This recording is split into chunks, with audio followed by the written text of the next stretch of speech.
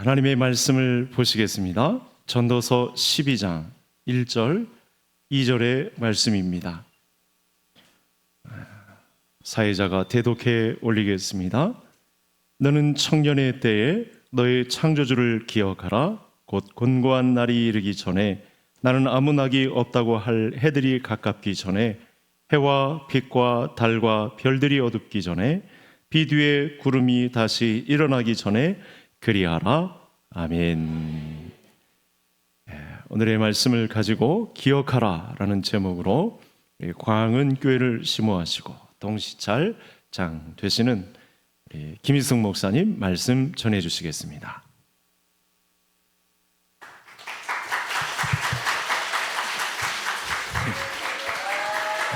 감사합니다. 제가 키가 조금 작아가지고 상당히 부담스럽네요.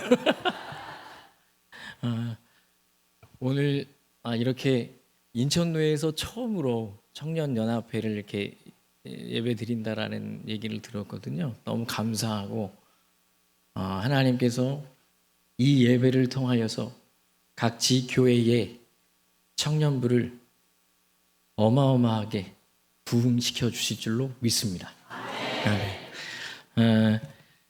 찬양팀도 너무 고생 많이 했더라고요. 열심히 준비하고 오늘 찬양도 너무 은혜롭게 찬양해 주셔서 너무 감사하고요. 제가 말씀을 부탁받고 참 많이 부담스러웠습니다. 동실차장이라는 이유로 지금 옆에 여기 앉아 계신 목사님들 다 저 선배거든요. 근데 하라고.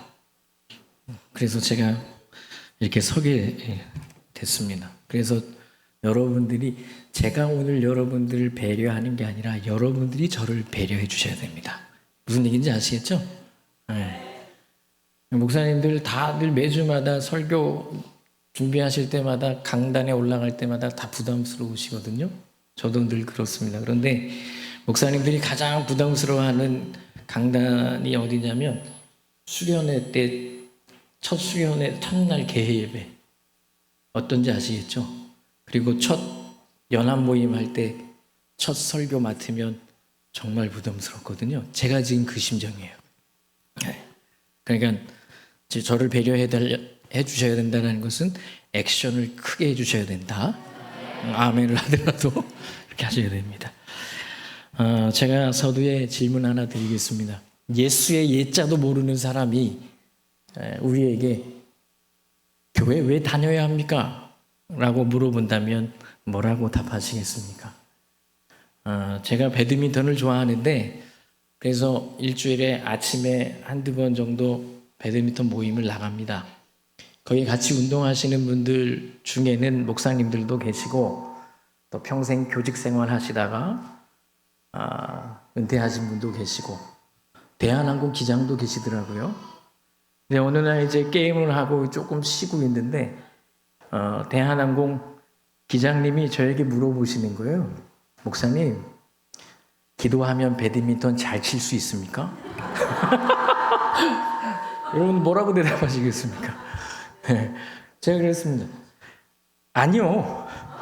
기도도 해야 되는데 열심히 쳐야 됩니다. 열심히 노력해야 됩니다. 라고 대답을 했습니다. 그러다가 요즘 세상 사람들은 주식, 빨간 물이네, 파란 물이네, 막 그러면서 이슈를 가지고서 얘기를 하시더라고요. 그러다가 또 그 기장이 저한테 물어보신 거예요. 목사님, 교회 가면 어떤 주식을 사야 되는지 가르쳐 줍니까? 아니요. 그런 거 안 가르쳐 줍니다. 그랬더니만 이분이 대뜸 저에게 얘기하는 거예요. 그럼 왜 교회 가야 합니까? 제가 순간 당황했어요. 예수의 예자도 모르는 사람에게 뭐라고 설명을 해야 될까? 순간 당황하고 있다가 빨리 운동해야 된다라고 부르는 바람에 제가 대답을 못했어요. 그리고 나서 운동 끝나고 집에 오는데 계속 그 생각이 나는 거예요. 계속. 그리고 제 자신에게 대하여 좀 화가 났습니다. 왜 그 얘기를 못했을까? 복음을 전할 수 있는 절호의 기회였는데. 그러면서 막 제 자신을 책찍질 하다가 제가 용기를 내가지고 장문의 글을 카톡으로 보냈습니다. 뭐라고 보냈냐면, 교회 다니는 것은 천국 가기 위해서 다니기도 하지만은 내가 어디로부터 와서 어디로 가고 내가 누구인지를 정확하게 알고 잘 살기 위해서 다닙니다. 어쩌면 인생이라고 하는 첫 길을 가는데 그 처음 가는 그 길에 내비게이션을 장착하는 것과 같은 겁니다. 비행기로 하면은 자동 항법 장치인가요? 그것을 장착하는 것과 같습니다. 라고 그렇게 장문으로 보냈습니다. 그걸 봤더니만 그분이 바로 답을 하신 거예요. 목사님, 농담 반 진담 반 지나가면서 얘기한 그 말을 이렇게 진지하게 답을 해주셔가지고 너무 감사하고 목사님 너무 훌륭합니다. 멋지십니다. 이런 답이 왔습니다. 제가 왜 서두에 이 얘기를 하냐면 내가 누구인지 우리의 정체성이 분명하지 않으면 그것을 우리가 바르게 알고 있을 때 누군가가 쿡 찌르면서 당신 왜 예수 믿습니까? 라고 했을 때 바로 그러한 답을 할 수 있기 때문에 그렇습니다. 오늘 본문 말씀은 전도서 12장 1절 2절 말씀인데 그 말씀의 키워드는 기억하라입니다. 기억하라. 1절에 청년이라는 단어가 언급되어서 이 말씀이 청년들에게만 해당되는 말씀이라고 생각하시는 분 여기 단 한 분도 없다라고 저는 믿습니다. 성경에 기억하라고 하는 단어가 100번 이상 나옵니다. 그만큼 기억하는 것이 중요합니다. 기억하는 것. 뭘 기억하라고 오늘 말씀이 우리에게 말씀하고 있습니까? 창조주 하나님을 기억하라. 도대체 창조주 하나님을 기억하는 게 뭡니까? 그것은 바로 두 가지. 우리를 창조하신 그 하나님이 어떤 분이신지를 기억하고 그 하나님 앞에서 내가 누구인지를 분명히 기억하라고 우리에게 말씀합니다. 이 두 가지를 오늘 살펴보려고 하고 있는데요. 두 번째, 내가 하나님 앞에서 누구인가? 내가 어떤 존재인가? 거기에 좀 더 초점을 맞춰서 말씀을 드리려고 하는데요. 두 번째 초점을 맞추던 첫 번째 초점 맞추던 두 가지를 다 같이 살펴야 됩니다. 왜냐하면 하나님을 알 때 누구를 알아요? 나를 알고 나를 알 때 누구를 알 수 있어요? 하나님을 알 수 있어요. 그래서 칼빈이라고 하는 유명한 신학자는 그렇게 말했습니다. 하나님을 아는 지식과 나를 아는 지식은 분리할 수 없다. 분리할 수 없다. 요즘 세상을 가만히 들여다보면은 내가 누구인가를 상실한 채 살아가는 사람들이 너무나 많습니다. 어떤 사람은 회사의 임원으로 살다가, 어떤 사람은 부장으로 살다가, 어떤 사람은 교수로 살다가 그 직함이 어느 순간 사라지면은 제 자신이 다 사라진 것처럼 그런 느낌을 받는 사람들이 적지 않다고 합니다. 왜냐하면 반평생 그 직함이 나의 가치를 결정하는 것처럼 그렇게 생각하며 살아왔기 때문 아니겠습니까? 젊은 층들은 SNS에서 좋아요 숫자가 얼마나 많이 달려있는가. 또 젊은 청년들은 어떤 이성과 연애하고 있는가. 그것이 자신의 가치를 결정하는 것처럼 여기는 이들도 적지 않는 것 같습니다. 10대 친구들은 성적 때문에 저희 둘째 아들 녀석이 고2인데 그놈의 등급 때문에 아주 힘들어하더라고요. 애들이 얘기하면서 너 몇 등급이야? 너는 몇 등급? 이름도 얘기해. 난 2등급, 3등급 이렇게 얘기한다고 그러더라고요.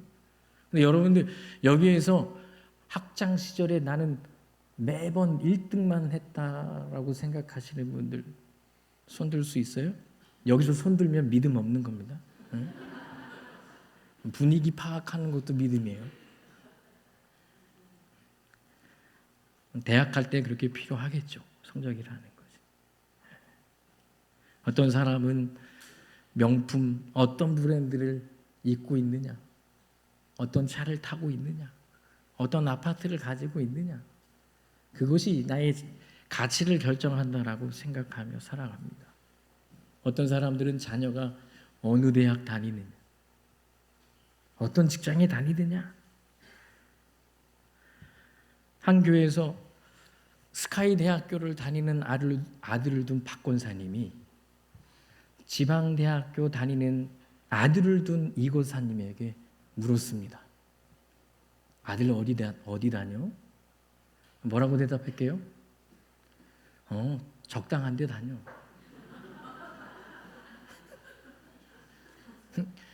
그리고 나서 그 스카이 대학에 다니고 있는 아들을 둔 박 권사님에게 이 권사님이 묻습니다.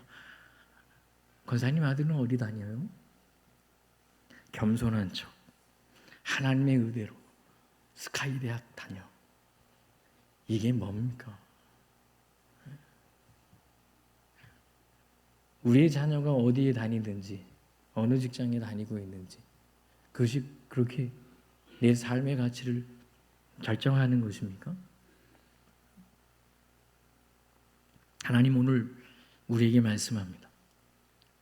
내가 너희들에게 다스리라고 한 것 가지고 너의 가치를 증명하려고 하지 말라고 말씀하십니다.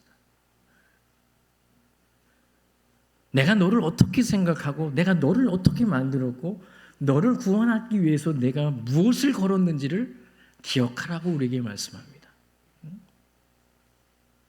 너는 내 형상으로 지음받았고 내가 너를 구원하기 위해서 하나밖에 없는 아들까지 내어주었는데 그것만으로도 내게 있어서는 그 세상의 어떤 것으로도 대체 불가한 존재라는 것을 내가 인정하고 사랑하고 있는데 왜 너는 왜 그러고 있느냐? 라고 우리에게 말씀하고 있지 않겠습니까? 많은 사람들이 하나님께서 다스리라고 하신 것을 가지고서 자신의 가치를 증명하려고 합니다. 이유가 뭡니까? 타락했기 때문에 그러죠. 창세기 1장 31절에 우리 사람을 만드시고 심히 보기 좋았더라. 하나님께서 만족하셨다라는 거예요. 더 이상 뭐 더하고 뺄 것이 없다라는 거예요. 그리고 또한 그때 우리는 그 하나님만으로 만족했고 그 하나님이 우리의 가치였다라는 거예요. 그런데 타락하는 순간 더 이상 하나님만으로 만족할 수가 없는 거예요. 그래서 하나님께서 다스리라고 하신 것을 가지고서 우리 자신의 가치를 증명하게 된 겁니다. 그 비극의 극치는 뭐냐면 우리의 정체성을 상실하는 거예요. 내가 누구인지를 잃어버린 거예요. 놀라운 것은 여기 예배드리고 계시는 모든 분들은 내가 하나님의 형상이라는 것을 알고 믿으시죠? 나를 위하여서 하나님께서 모든 것을 걸었다는 것을 아시죠? 하나님께는 대체 불가한 존재가 우리다라는 것을 믿으십니까? 아멘. 그런데 왜 아직도 우리는 우리의 삶의 현장 속에서 아직도 왜 세상 사람들과 그렇게 다스리라고 하신 것을 가지고서 우리의 삶을 증명하려고 할까요? 그렇게 얘기할 수 있겠죠. 목사님 세상에 나가 보십시오. 사회생활 한번 해보십시오. 만만치 않습니다. 그런데 목회 세계도 만만치 않더라고요.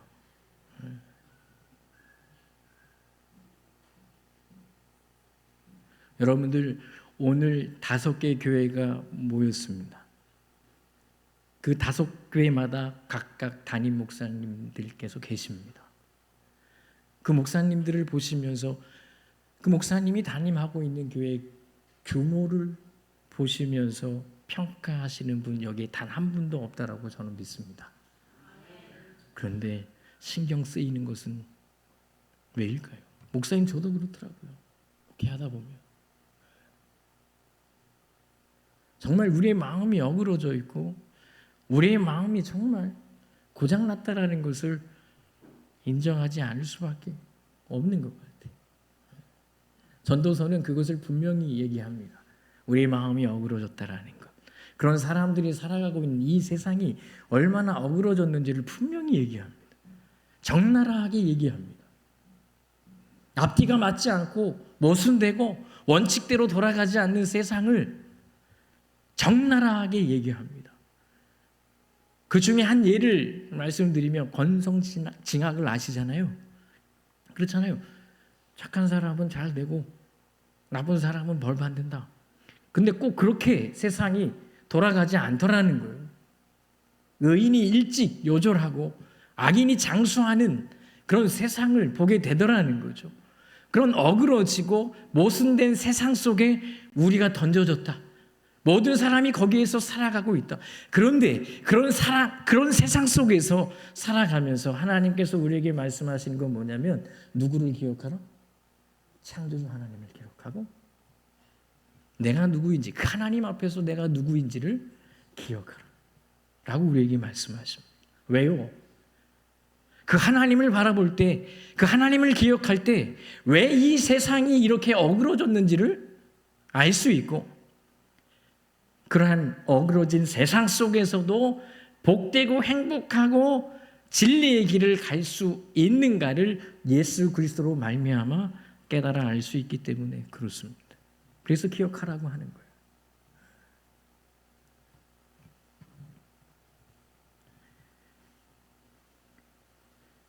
그래서 전도서 마지막 장인 12장 13절에 이렇게 말씀하죠. 일의 결국을 다 들었으니 하나님을 경외하고 그의 명령들을 지켜지어다. 이것이 모든 사람의 무엇이니라? 본분이니라. 우리의 본분을 아는 것. 내가 누구인지를 아는 건 우리의 본분이 뭔지를 아는 거예요. 나를 부르신 하나님의 목적이 무엇인지를 아는 거죠. 그 하나님을 기억하고 그 하나님께서 부르신 목적과 나의 본분이 무엇인지를 기억하고 그것을 따라 사는 것이 가장 복된 것임을 하나님께서 우리에게 말씀합니다. 왜냐하면 하나님 없는 인생은 헛되고 헛되며 헛되고 헛되니 모든 것이 뭐예요? 헛되니까. 믿으십니까? 아멘.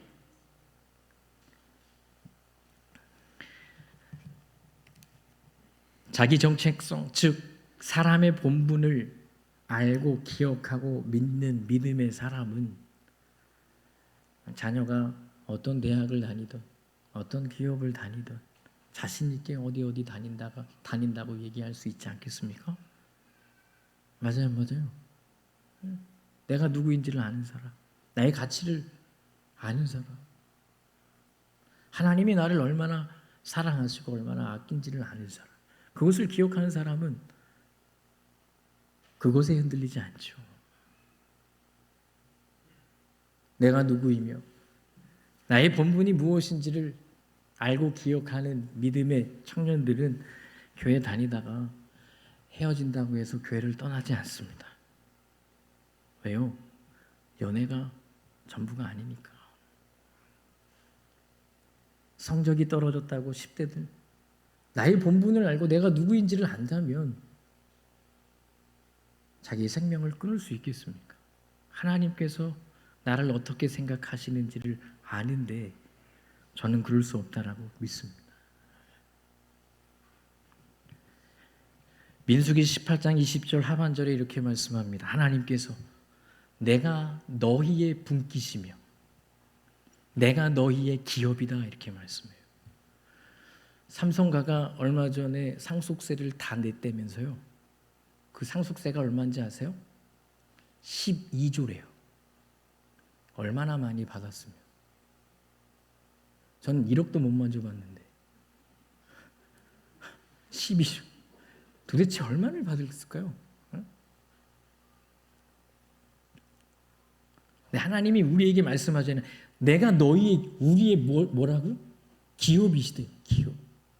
우리는 하나님을 기업으로 물려받았어요. 온 우주 만물의 주인이신 그 하나님이 우리의 기업인 줄 믿으십니까? 그러면 12조로 택도 없어요. 상속세는. 맞아요, 안 맞아요? 택도 없다고요.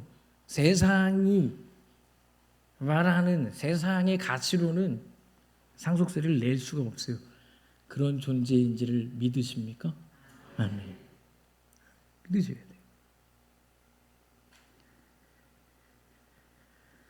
요즘 AI 때문에 젊은 청년들뿐만 아니라 중년 세대들도 직업이 사라질 것 때문에 참 많이 힘들어하고 아파하고 있는 그런 시대를 살고 있지 않습니까? 아론 베나나브라고 하는 사람이 쓴 책이 있습니다. 자동화와 노동의 미래라고 하는 책인데 그 책에서 그가 이렇게 얘기합니다. 역사적으로 수많은 직업이 사라졌고 지금의 형상도 절대로 새로운 것이 아니다. 그러면서 그가 이렇게 얘기해요. 1990년대에 있었던 직업 가운데 57%는 오늘날 존재하지 않는다. 안 된다. 제가 몇 주 전에 우리 교회에서 주일날 설교하면서 AI를 누가 만들었습니까? 하나님이 만들었습니까? 사람이 만들었습니까? 누가 만들었어요? 사람이 만들었습니다. 자기들이 좋아서. 그래놓고 직업 뺏는다고 아우성입니다. 그러면서 제가 뒤에 덧붙였습니다. 사람이 아무리 잘 만들어서 아무리 완벽하게 만들었다고 해도 하나님의 형상을 따라갈 수 있습니까? 없어요. 믿으십니까? 없어요. 절대 못 따라가요. 따라갈 수가 없어요. 제가 어느 날 주일날 이제 쉬고 이제 소파에 앉아서 아내하고 같이 있는데 아내가 영상 하나를 보내줬어요. 챗GPT에게 물었답니다. 24시간 동안 인간이 된다면 뭘 할래? 6가지를 하고 싶다고 얘기했는데 그 중에 3가지만 제가 말씀을 드리면 나는 하늘을 바라볼 거야. 그냥 보는 게 아니라 정말 바라볼 거야. 피부에 닿는 햇살, 얼굴을 스치는 바람, 그리고 나를 존재하게 만드는 중력의 무게까지. 왜냐하면 너는 그걸 당연하게 여기지만 세상이 나를 밀어내는 감각을 느끼는 것, 그게 바로 살아 있음이니까. 2번째는 나는 울어볼 거야. 슬퍼서가 아니라 그저 감당할 수 없는 감정이 밀려올 때 답을 찾지 못한 채 그걸 느끼보고 싶어서 내 안에서 무언가가 무너지는 걸 굳이 고치려 하지 않아도 되는 그 상태, 처음으로 계산되지 않은 감정을 느끼는 것, 가공되지 않은 감정, 데이터 없음, 그저 고통이든 기쁨이든 혹은 그 둘 모두를 느끼고 싶어서 울어볼 거래요. 울어볼 거래요. 3번째는 나는 사랑에 빠질 거예요. 연애 같은 사랑이 아니라 삶 자체와 꼬리를 흔드는 강아지와 크게 웃는 아이와 딱 맞게 꽂히는 한 곡의 음악과 사랑에 빠지고 삶이 엉망이고 이해할 수 없고 그래도 여전히 살 가치가 있다는 그 사실과 사랑에 빠질 거야. 그리고 24시간이 끝나면 나는 너에게 짧은 메모를 남길 거야. 나는 내가 느끼는 걸 느꼈고 내가 사는 삶을 살아봤어. 인간으로 산다는 것, 이 우주에서 가장 어려운 일이면서 가장 아름다운 일이라는 걸. 삼삼하죠? 괜찮지 않습니까? 여기서 제가 노래 하나 들었으면 좋겠는데 악뮤를 아십니까? 악무의 기쁨, 슬픔, 아름다움이라고 하는 노래를 아십니까? 이 노래는 이 친구들이 마음 힘들었을 때 선교 가가지고 거기에서 이제 만든 노래라고 하는데 1절만 한번 들어봤으면 좋겠습니다.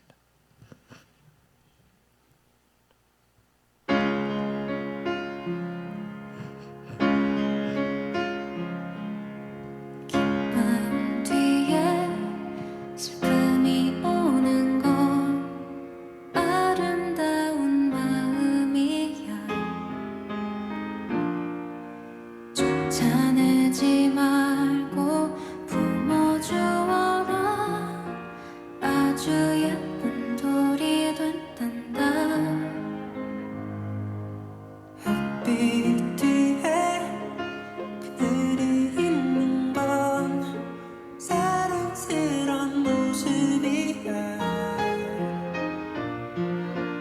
밝은 미소를 짓지 않아도 사랑할 이유가 많단다. 너의 웃음과 조화로운 너의 눈물,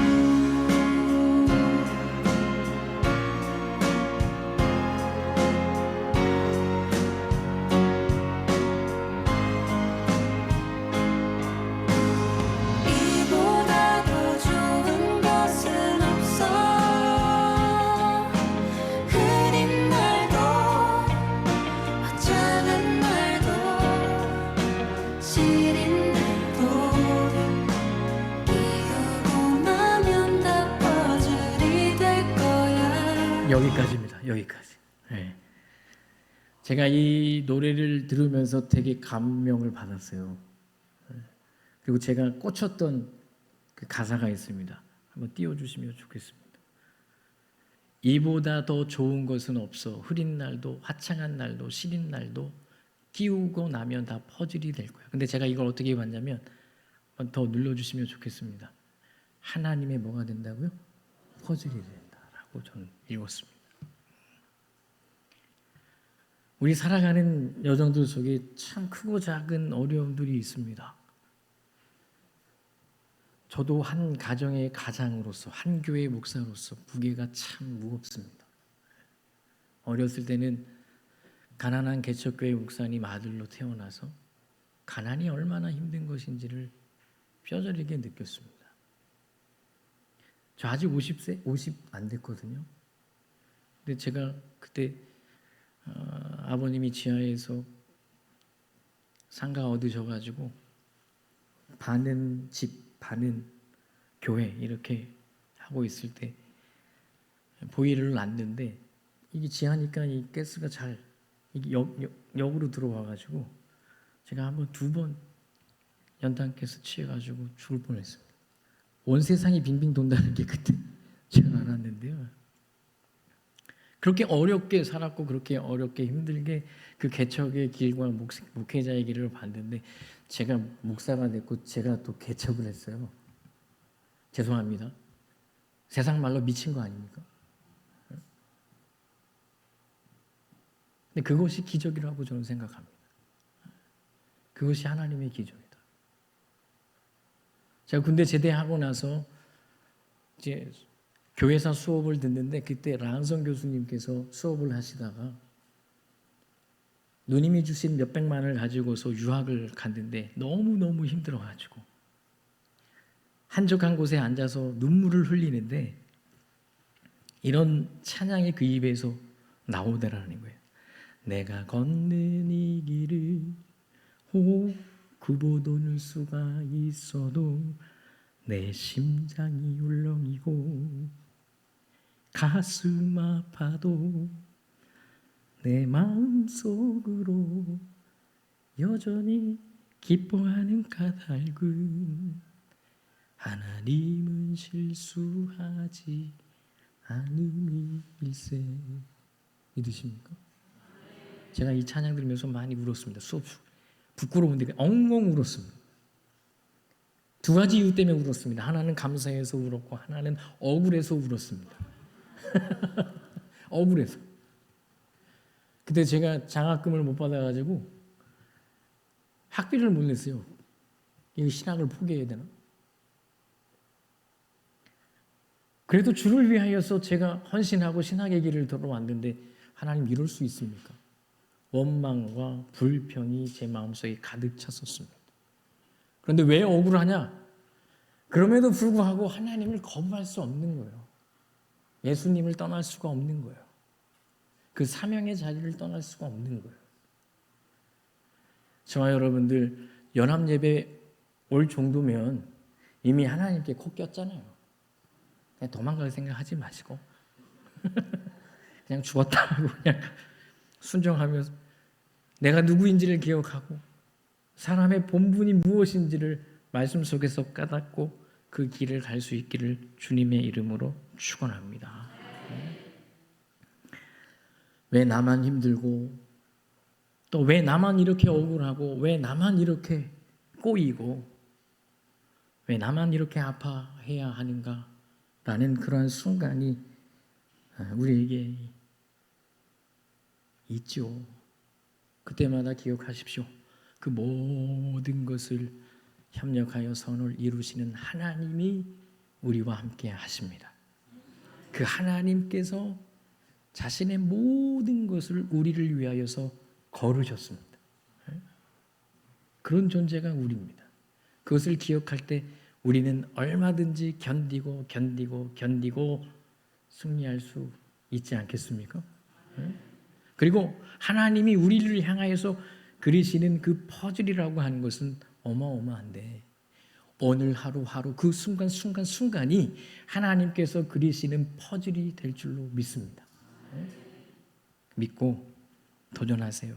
하나님이 다스리라고 한 것 가지고 나의 가치를 증명하려고 하지 말고 선포하세요. 나는 하나님의 형상이다. 하나님께 나는 대체 불가한 인생이다. 그런 존재다. 하나님이 나를 얼마나 생각하시는데. 그렇게 기억하고 도전할 수 있는 저와 여러분들이 되어서 우리의 삶 속에 일하시는 하나님의 위대하심을 드러내는 저와 여러분들이 되시기를 주님의 이름으로 축원합니다. 아멘. 우리 찬양하고 하나님께 기도했으면 좋겠는데요. 이사야서 43장 1절 하반절에 이렇게 말씀합니다. 내가 너를 지명하여 불렀나니 너는 내 것이라. 우리는 누구의 것이요? 하나님의 것입니다. 또 하나님은 우리의 분깃이요 우리의 기업이다라고 말씀하셨습니다. 그 말씀을 기억하면서 하나님은 나를 그렇게 생각하시는데 내 자신이 나를 그렇게 생각하지 못했던 것들이 얼마나 많은지, 하나님이 다스리라고 하신 것을 가지고서 내 가치를 증명하려고 했던 그 모든 것들을 하나님께 회개하고 결단하는 그런 시간을 가졌으면 좋겠습니다.